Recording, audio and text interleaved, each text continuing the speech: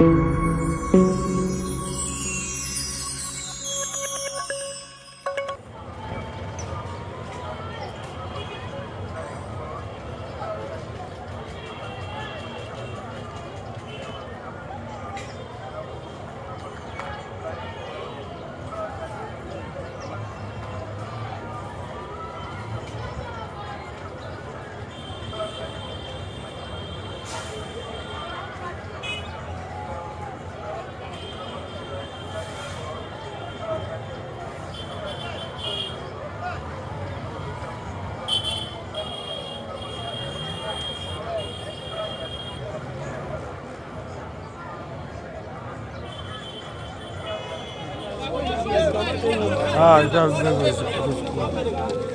hii ni mwingine gani?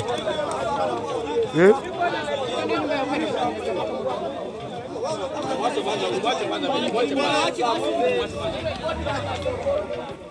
Hapa ndio mwingine gani? Leta sivile moja hapa. Ndio mwingine unaweza kuta.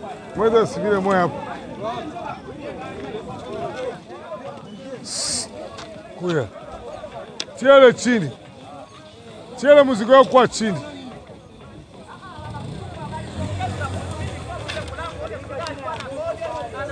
Kuya hapa. Toka pale. Sio funga la kumoto. Hapa ni mwingine gani? Tanda. Ah? Tanda. Hii ni kilalo ya gani? Hii ni kilalo ya Mtoni Zalia. Ah, hii ni bariere ya banani? Hii ni bariere ya Bazalendo. Bazalendo ya nani? Bazalendo ya nani? Bazalendo ni wasoda yetu. Wa grupe ya nani? Nani ndio komanda wa tumaka hapa? Komanda wale watumaka hapa jina kenyo sifamie sasa. Benjamin. Benjamin wa grupe gani? Benjamin kwa grupe ya Febishaki. Kwa Bishaki. General Nyota Nzuri ndio kwa hapa mbele. Ah. Ndio maisha kama ndio kwa. Unaweza kutia bariere kweli hapa na nyingine hapa. Bariere. Ile kesho mimi kwangu na nidepase. Tunamuuliza yeye. Bariere hii inavunjiwa. Population ipate amani. Simama na wewe hapa. Wewe na wewe uko soda. Ufati. Unakalaka mwingine gani wewe? Mimi nakuwaka Mazozo. Njoo hapa. Pale ndio Mazozo pale ngambo. Pale mbele. Ile ndio kilalo ya Mtoni Zalia. Ah, okay. Depuis Tongo, situation est en nini. Masolola député Bandekonanga rapidement toko solola nini likambo ya assemblée provinciale ya Kinshasa. Mbuta Levi akimito akimité. Président de l'Assemblée provinciale à Kinshasa, Akewapi. Ba député ba ko lukaye. Akewapi. Masolo. Masolo député Bandekonangai, Félix Antoine Tshisekedi Tshilombo a sundoli pe a exposé ba wewa. Qu'est-ce qui s'est passé aujourd'hui à Kinshasa? Masolo. Masolo député Bandekonangai likambo ya Chitumbombo de rebondissement. C'est dans ce nouveau numéro de Masolo député qui escroque les chefs de l'État. Après, Bokozamboka qui était à Bruxelles, après les États-Unis, Makambaboulos n'a pas eu parce que il y a à boire et à manger. Aujourd'hui, on va vraiment parler sur quelques éléments on appelle Sinaïbisibino, mais dans pratiquement 25 à 30 minutes. Après Tokabouane. Oui, Tokabouane. Toyebisaka Batu. Tongo midi pourquoi? Lundi, mardi, mercredi, jeudi, vendredi, samedi, dimanche, demain leur pays. Mais pendant ce temps, les gens sont distraits. Batobele bazali banda. Koto ba expert, ba prophète na bondumba. Hein? Boli misala bona terme, on est là no bango kaka. Hein? Ba expert na libido. Congo. Tata Mobimba, azala mandef. Yé, ce qui a fongoli monoko na ye, il faut expliquer batu neni o ye mutoye baka kobimana basi. Moi, je suis voilà la génération, voilà ce que l'économie représente au monde. Au la Mouki, nous avons des experts, nous avons des listes du Sochoy. Hier, ceux qui ont allé à la Mouki, communication liboso, nous avons Zalakina Makal. Maman Denise Abundakina X, Tina Salama, ma vie privée, c'est ce qui les intéresse. Mais Makambo est à Limbo Cannabis. La République démocratique du Congo.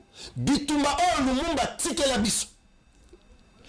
Héritage ya mabele totikala kinango. Toza kunate. Ce qui nous intéresse, c'est des sentiments. Ce qui nous intéresse, c'est l'élite. Ce qui nous intéresse, c'est tout ce qui est balabala. C'est tout ce qui nous intéresse. Mais pendant ce moment, le monde nous voit. Les Américains s'apprêtent pour leur progéniture. Les Anglais. Pendant ce moment, les Chinois. Nabana Mike Bazato innover. Il y a biso innovation. C'est l'élite. C'est la chambre. Il y a biso innovation. C'est des relations sexuelles. Vous trouvez ça normal? Et Bato Bazakuna. Mais quand on nous parle d'aimer notre pays, on nous dit que ce matin même, depuis tôt le matin, Bandekiwana va bombarder hôpital de référence en Zibira avec des malades Nakati. Ça ne nous dit absolument rien. Et to fandi sikoyo, ba FARDC na biso, na ba wazalendo, ba limite biso to abasi na binote, bokamata. Ta! Au moment où je vous parle, situation est paralysée. Nandibira, na Sud Kivu, les Wazalendo, na ba FARDC na biso makambo basali, botu na Kagame. Viaza kolala. Ça ne va pas. Ça ne va pas. Donc nous ne pouvons pas rester dans un pays où nous sommes dépassés. Alors que makambo malongi fallait toloba. Moment où il fallait qu'il tose à la siko unis. Na opposition, na majorité, bisognon, comme c'est la cause de la RDC. Toti kana no biloba loba. Na binognon soana qui a une bonne vie, que ça soit Perrault, que ça soit Denise Dissochoy. Donc vous voulez que nos bouzoba na bino bisognon soto karao? Nous on n'a pas besoin de ça. Vous n'êtes pas plus patriote que bateau bazo bundela mboka na est. Bande konanga na Nzibira, je viens encore pour vous dire que soyez calme, le calme est bon. Nos forces de Wazalendo, Naba FARDC, Bako sa la face. Tolali Tolamuki, quand on a n'a eu information na Kamituga, la Sud Kivu, Kamituga, localité on est à la Maboko, AFC. Lokuta Mounene, Lokuta, vidéo Yangoan. Ville à Kamituga, mon cher. Grand frère, bandugu yangu mwache watu biko nafanya kampanye vile ya enemy vraiment. Mungu abarumie tu sana. Vile Kamituga hii mimi niko na filmea hapa. Vile Kamituga hii mairie de bâtiment ya mairie hii ya mweupe iko pale, kuna manjanja ya vere hiyo. Tribune ile iko pembeni pale. Na mamoto zile ziko napita. Kamituga iko calme tena sana. Tuko calme. Batu biko na montage ya kusema Kamituga iko tombe kumea mikono ya enemy ya M23 bongo. Na ule mweko nasema ile bitu Mungu amhurumie sana. Yenjo akufa hata mbele. Iko maibobo ule. Mweko anafanya montage ya ovyo vile. Yena kichwa na miguu. Mtusaidie vraiment mu partager hii video kwa kutosha watu mu confusion. S'il vous plaît. S'il vous plaît bandugu yangu. Kamituga hii njo mezo communale, mezo ya mairie, bâtiment mairie, bureau ya la police iko pale pembeni. Tribune ile. Mamoto ziko napita, malgré mvula iko nanyesha, mamoto ziko natembea kumugini. Sans problème. Hakuna tena sécurité moi. OK, mais yana video musisi yo, yakana video oyo yebi. Chela biswana. Siko wanangano tuna créer yango. Vraiment qu'on a les petits messieurs se lèvent tôt le matin à continuer les réseaux sociaux. Ah ben comment. Et pendant ce temps, nanga zana bana ba pesa ki batonga na ba volume ba chela ki na ba bangi ba chela ki na ba sapatu na ba chaussette alaliti sikoyo alamukina nute ba ebisingai ba lobi via aza ko langwa ba whisky ya makasi ba pesa ki soki alamuki okomona abetu bombe au Congo à Kinshasa il n'y a pas d'armée. À Kinshasa, il n'y a pas de ceci. À Kinshasa, il n'y a plus d'État, plus d'armée, plus de police. Mais papa, il y a un qui est au Koya Kinshasa. Nous attendions ce que déjà nous allons konza. C'est pas possible. Bande konanga. il est plus qu'important que nous aimons notre pays. Tolingamboka. Tolingamboka Nabiso. Donc la première information est que Andibira, pour l'instant, il faut bombarder, certes. Mais pour l'instant, nous sommes dans les bons. Parce que force Nabiso va répliquer, sali réplique Morodon, na minute hein, Simba Mwana, Simba Mukolo. Ils nous ont encore perdu de vue. Ils nous ont perdu, pardon, de vie. Terroristes. Oui, ils ont perdu des vies. Et pendant que nous sommes en train de nous organiser et nous préparer pour l'avenir de notre pays, il y a une maman qui m'a encore interpellé. Mais dans Maloba maman, elle a raison.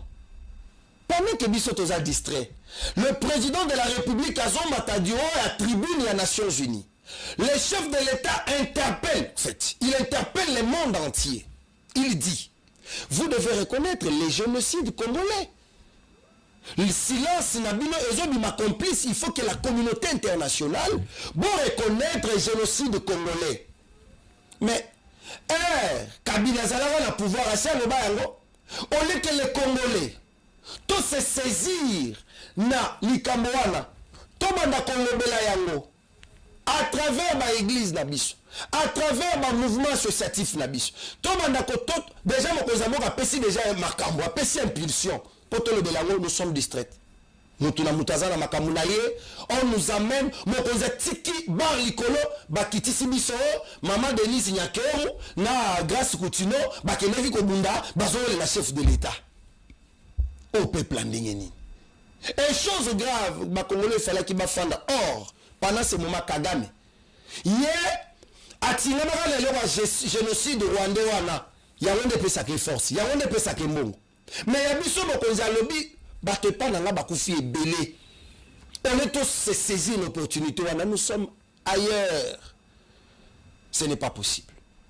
Ce n'est pas possible, Bande Konanga. Aimons notre patrie, battons-nous pour la République. Aujourd'hui, je n'ai pas voulu beaucoup parler. Le mardi, Tokoloba moi mingi. Mais le nom comme la promettre, Bino, je ne vais pas abuser de votre temps. Bande Konanga à Kinshasa, la capitale. Mokonzamboka Félix Antoine Tshisekedi Tshilombo. Basololi, na conseil des ministres, tant au mouya ya Zoloba. Et bien, non, Mokonzamboka lobby, pas question à Kokota, ou à Kota na Gombe. On n'a pas refusé. Mais les lots, Maloba Mokonzamboka, la décision du chef de l'État est exposée. Monsieur le président de la République, vous êtes tellement exposé que on a dit que Mokonzamboka, ceux qui ont bouteille, c'est la Kinshasa, Kitarazo Tambola, Mokonzi, de l'aéroport Kitamakolo, Talanon via Bawewa.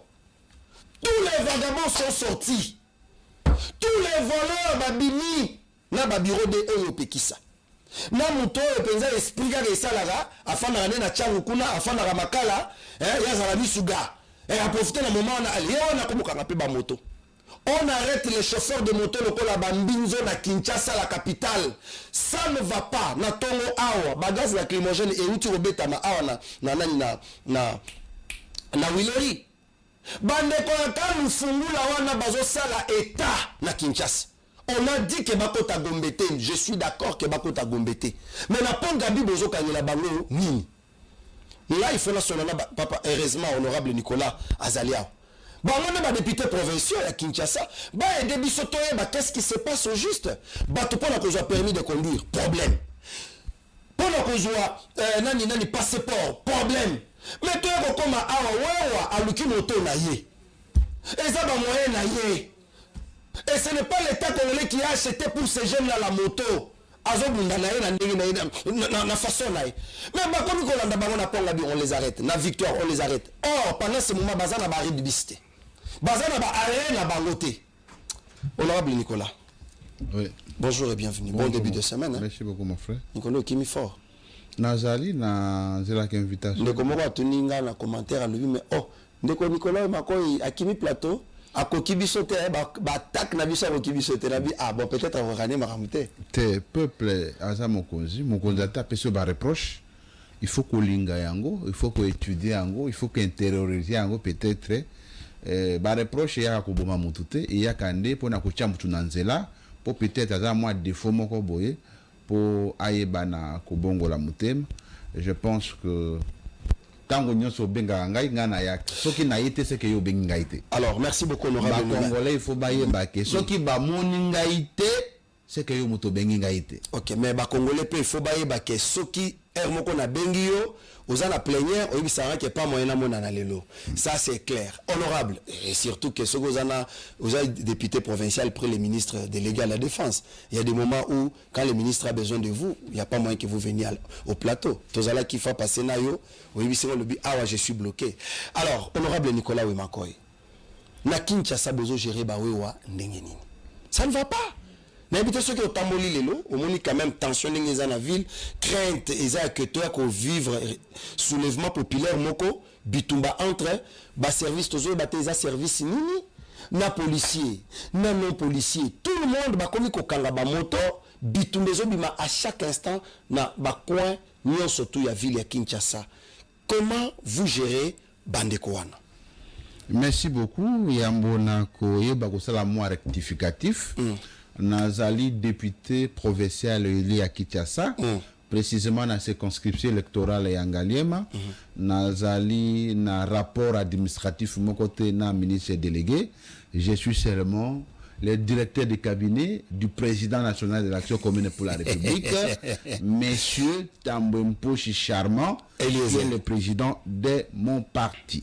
Et donc, Makambo ministère, Totikeli Baka Songo, Totikeli ba Kasekelai, Totikeli ba Chamala, Narcisse, Biso, Tobatami na Assemblée provinciale, et Sikawa pi peuple atindi biso ete, to salela bango. Likambo ya ba moto, ngai na mona ki ava batebele avant. Tango moto ye na Kinshasa, nga na komi na Kinshasa, je crois na 2001. Tango to komi phénomène wewa ezala kité. Transport ezala kaka babituka. Moto ezala kité. Tango phénomène wewa eye, l'état oya biso, c'est-à-dire gouvernement provincial, devrait réguler ces phénomènes. C'est-à-dire que tia mibeko o etali lolenge kani mutu ya moto esengela kumba moto po mutu ya moto abima na balabala. Il faut un centre de formation o epesi etoli lolenge kani ya kokumba. Et puis koyebisa bana ya moto banani bakoki ko interpeller bango, banani bakoki ko interpeller bango te. Mikandani nesengi bazala na yango, mikandani nesengi bazala na yango te. Tout ça qui est un peu distrait au niveau de la ville à Kinshasa parce que la régulation, il y a transport, ils ont pouvoir provincial, ils ont pouvoir nationalité. Régulation, na niveau local, na niveau urbain, ils ont pouvoir provincial. Eye, to mesana ki na mabe. C'est-à-dire sens unique et comme sens normal. Comme ma bateau, 3. Et comme normal. Il n'était pas presque dirigé. Tracasserie et komaki normal. Au komona ata nini cortège ezoleka. Mutu baza kokanga, c'est-à-dire il y avait quand même l'absence totale de l'autorité de l'État. Yango wana ngai kozala ki élu ya ville ya Kinshasa soucier ya bande ko na biso e ba mota pe soucier ya respect ya lolenge makambo sengi tambola malamu na kati ya ville ya Kinshasa nde na yebaki ko proposer proposition ya mobeko o esengeli ekamba lolenge kani bakoki kosala transport na moto na ville ya Kinshasa parce qu'ils ont EDP mingi.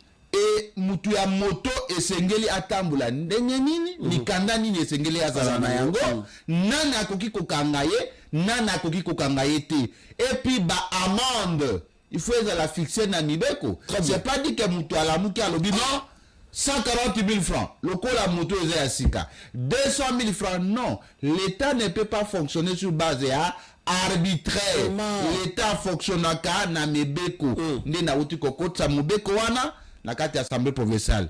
C'est sûr ezali kuya libondeli na ngai ezali mutu oya kokamba assemblée provinciale ya Kinshasa batia yango lokola une loi urgente parce que oyebi ke babiso oyo tozalaka déjà na kati ya vision ya chef de l'État parce que tala ngai na proposé mobeko wana il y a de cela 2 mois passés conseil de sécurité où tu connais 2 semaines, conseil des ministres, Mokonzi Mboka.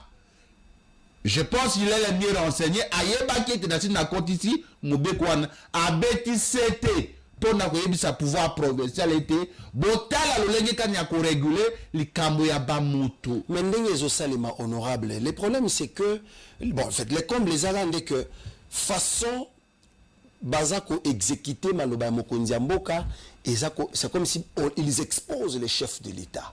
Non, je pense que et le Konakoki Kosenga, la parole du chef de l'État est une loi.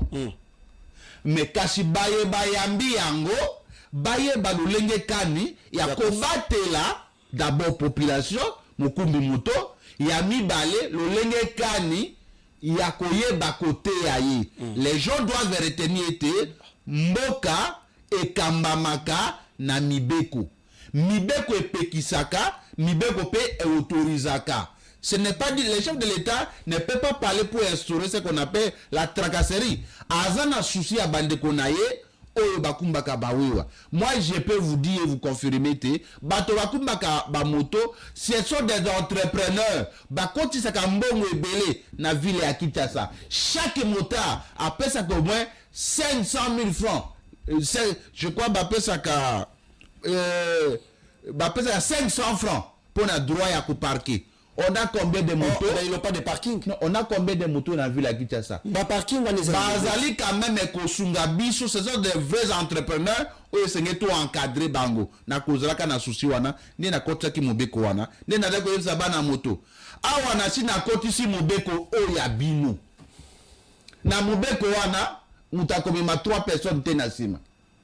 Na mobeko wana bakomema ba bébé te na sima soki mutu aza accompagné te mutu ya wewa akokumba moto te na sengle akokumba moto te na lipapa akokumba moto te soki ayekola kite malam mutu ya moto akozwa sens unique te mais mutu ya moto po abima sala il faut l'état pesa yeba mikanda mais tango mutu ya moto aza na mikanda l'État a le droit à protéger.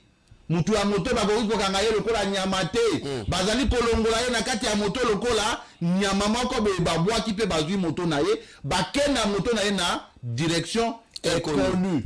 Mutu ya moto akoki te kobetama na kati ya mboka na ye.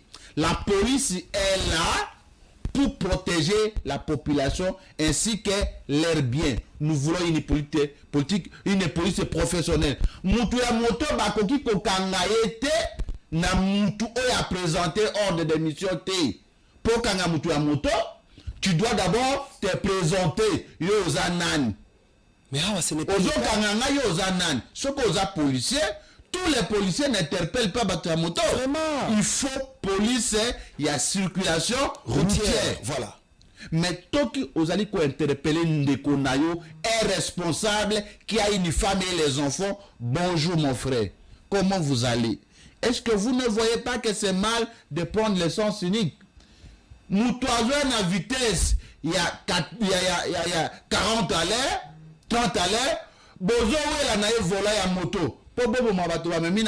Et donc, il y aura une régulation qui va protéger les motards. Cette régulation va protéger aussi l'autorité de l'État. Yangwana na kene ko sensibiliser. Non, makambo journaliste à lobby, on s'est payé dans l'hôtel. On l'a intimidé, venez au plateau. Yaka, comment on a dit ça qui est petit na là ou bien de konala et le ko les voilà la vérité. Que de passer dans la menace ça et là, ça ne marchera pas. Bisoto koloba. Je vais lire le document. Papa, tiens là le document. Je vais lire. Assemblée provinciale de Kinshasa, je vous épargne des détails. À l'honorable vice-président de l'Assemblée provinciale de Kinshasa à Kinshasa-Gombe, concerne mon intérim. Honorable présidente, honorable vice-présidente, en raison de mon état de santé très préoccupant, je vous confie mon intérim jusqu'à mon rétablissement. C'est conformément à l'article 46 alinéa dernier de notre règlement intérieur. Recevez, honorable vice-présidente, mes salutations distinguées. Honorable Mbuta Sangupamba Levi. Papa, yoza pasteur, oko sambela te, ozo la normal.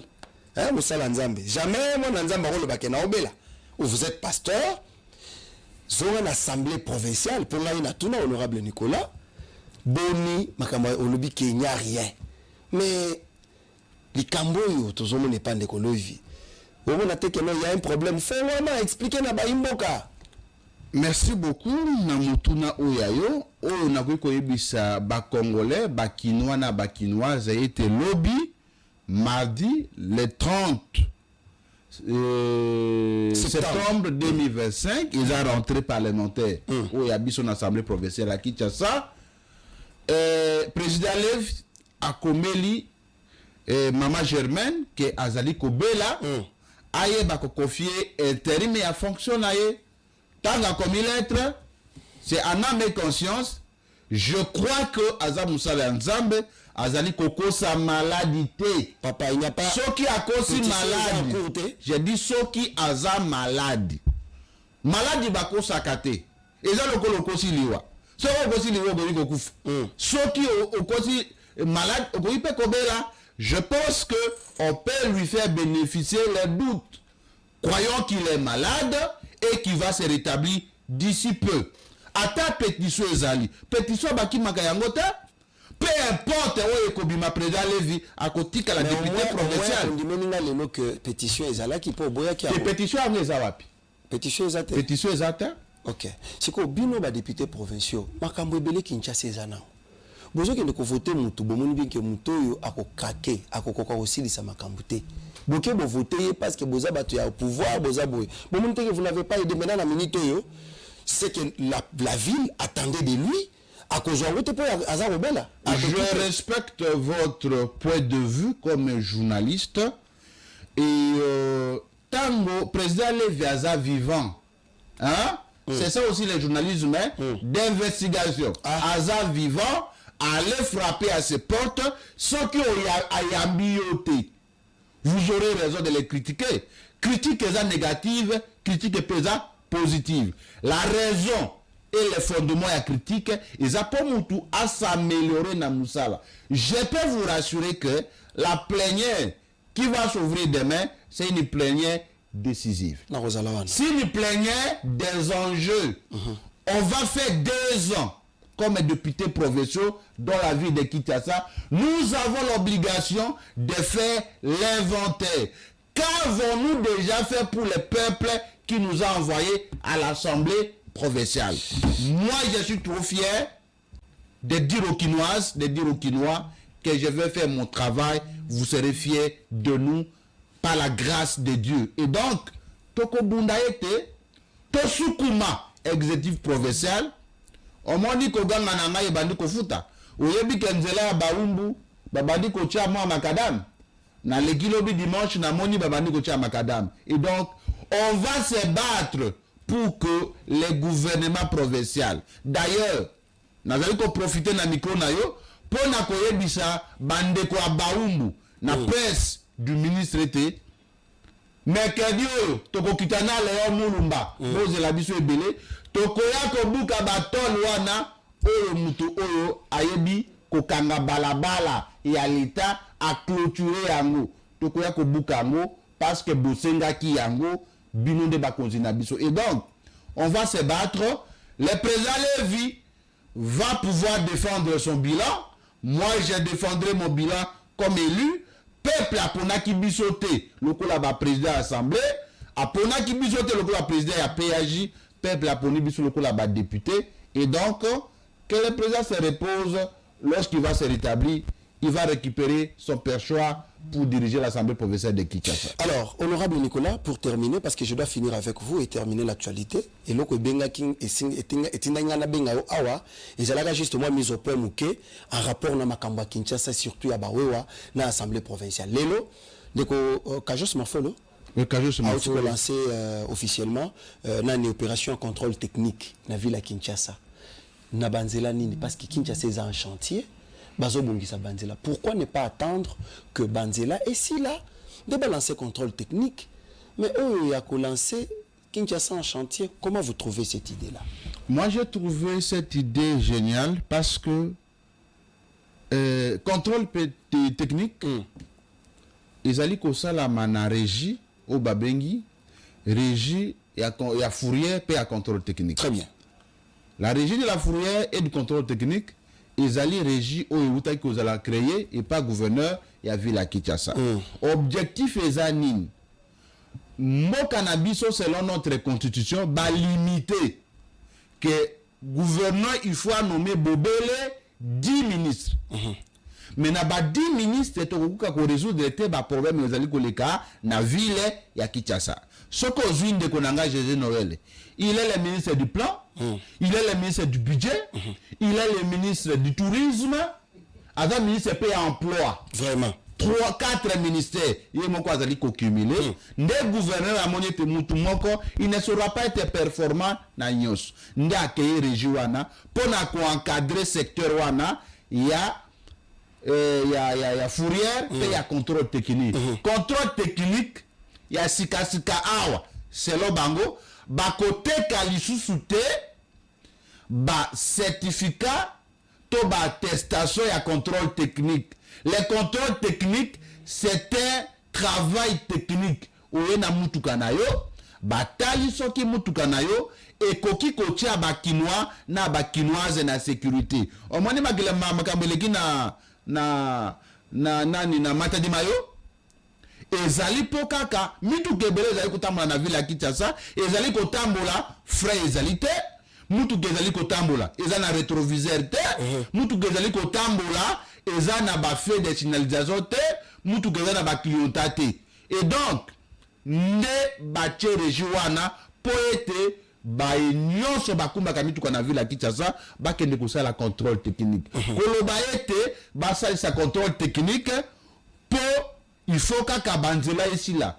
Même na Bruxelles, même en États-Unis, banzela bazoko ba kotonga. Et donc on ne peut pas faire dépendre ba kinois au bazali kokufa na accident, ba congolais au bazali kokufa na accident. Sika à cause ya ba ita ya mabe ya mituka na biso, ce qui tozelisi bango, c'est que nous l'État, nous sommes irresponsables de les protéger. La sécurité publique passe aussi par la bonne conduite et l'état de nos véhicules. Ce qui nous touche malamu te, ezali lokola omikoti si na cercueil, ozali kotambu sa bateau. Très bien. Et donc, il faut un contrôle technique rigoureux, un contrôle technique sérieux, un contrôle technique transparent. Il faut nous sur les camarades. Mes recommandations, tout ça la peine à gouvernement provincial. Mbongo ya peuple kokota na contrôle technique, il faut ça la musala ya peuple.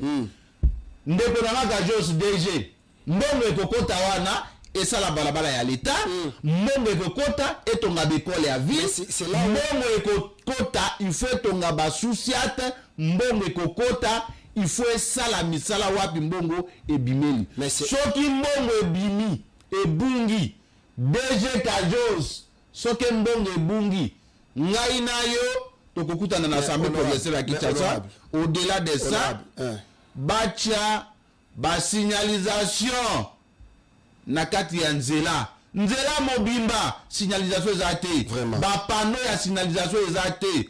Boba miso mon frère ministre des transports et des mobilités urbaines, signalisation ezate, nzela mobimba bozo kende kaka boye et banité wapi wa komata 80 à l'heure na côté à l'école. Kende na poto na école bakotia yo 20 à l'heure. Tu dépasses ça, on t'arrête. Mais awa na wana nde bakolo bakembongo ezate na ville. Ce qui mbongo ezate na ville, que tout le monde démissionne. Et voilà. Si ça ne va pas, que tout le monde démissionne. Et donc, nous vous faisons confiance, travailler pour la ville, pour les Kinois et pour les Kinoises. Merci beaucoup, honorable Nicolas Wemakoy, au mon côté. Merci d'être venu. Surtout dans le cannabis à Mokola Lelo. Tout ce que nous pouvons demander aux Congolaises et Congolais, c'est d'aimer notre pays. Honorable Nicolas a donné son point de vue. Nous libérons l'honorable Nicolas. Mais sinon, je vous signale ceci. Ça, c'est le M23. Est-ce que ça va? Depuis 8 heures de ce lundi 29 septembre 2025, les forces coalisées du régime de Kinshasa pilonnent sans relâche les villages de Minkeke et leurs environs. Ces frappes coordonnées depuis Uvira et Bujumbura ciblent avec une sauvagerie inouïe les populations civiles face à cette barbarie qui décime les innocents et la crise humanitaire qu'elle engendre. L'AFC se tient aux côtés de la population et réaffirme son engagement. Bokobolelina nuta. Omonibino bokolela na munoko mboka. Lelo AFC komi kolela. AFC oleli na nute. Mais okolela. Okolela. Je vois toujours les gens dire chef de l'État est mal entouré. Et bon, Kabila Ndazala est bien entouré.